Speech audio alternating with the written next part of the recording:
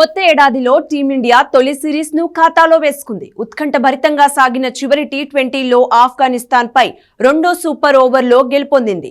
తద్వారా 3 మ్యాచ్ల సిరీస్ ను స్వీప్ చేసింది. బెంగళూరు చిన్నస్వామి స్టేడియం వేదికగా జరిగిన ఈ మ్యాచ్లో పరుగుల వరద పారింది. మొదట బ్యాటింగ్ చేసిన టీమిండియా 22 పరుగులకే 4 వికెట్లు కోల్పోయి కష్టాల్లో పడింది. ఈ దశలో రోహిత్, రింకు విధ్వంసకర బ్యాటింగ్తో ఆదుకున్నారు.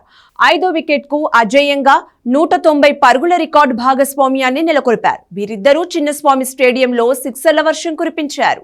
41 బంతుల్లో హాఫ్ సెంచరీ పూర్తి చేసుకున్న రోహిత్ ఆకాశమే హద్దుగా చెలరేగాడు. వరుస బౌండరీలతో ఆఫ్ఘాన్ బౌలర్లపై విరుచుకుపడ్డారు.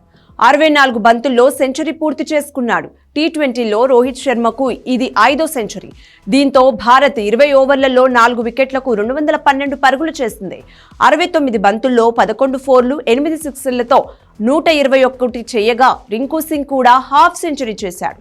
39 బంతుల్లో 2 ఫోర్లు, 6 సిక్స్లతో 69 రన్స్ చేసి నాట్అవుట్గా నిలిచాడు. చేజింగ్ కు అనుకూలించే బెంగళూరు పిచ్ పై ఆఫ్ఘనిస్తాన్ కూడా ధాటిగా ఆడింది.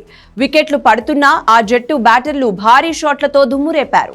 టాప్ ఆర్డర్లో 3 హాఫ్ సెంచరీలు చేయగా మధ్యలో పుంజుకున్న భారత్ బౌలర్లు వరుస వికెట్లు తీసి కట్టడి చేశారు. అయితే గుల్బర్డిన్ మెరుపు హాఫ్ సెంచరీ భారత్ విజయాన్ని అడ్డుకుంది. చివరి ఓవర్లో విజయం కోసం 19 రన్స్ చేయాల్సి ఉండగా ముఖేష్ కుమార్ ఒత్తిడికి లోనయ్యాడు. ఫలితంగా ఆఫ్ఘనిస్తాన్ 12 రన్స్ తో మ్యాచ్ ని టై చేసింది. ఫలితం కోసం సూపర్ ఓవర్ నిర్వహించగా మొదట బ్యాటింగ్ కు దిగిన ఆఫ్ఘనిస్తాన్ 16 పరుగులు చేసింది. తరువాత కెప్టెన్ రోహిత్ శర్మ సిక్సర్లతో విరుచుకుపడిన చివరి బంతికి 1 పరుగే రావడంతో సూపర్ ఓవర్ కూడా టైగా ముగిసింది. రెండో సూపర్ ఓవర్లో భారత్ గెలిచింది. ఈ విజయంతో 3 మ్యాచ్ల సిరీస్ ను 3-0తో స్వీప్ చేసింది.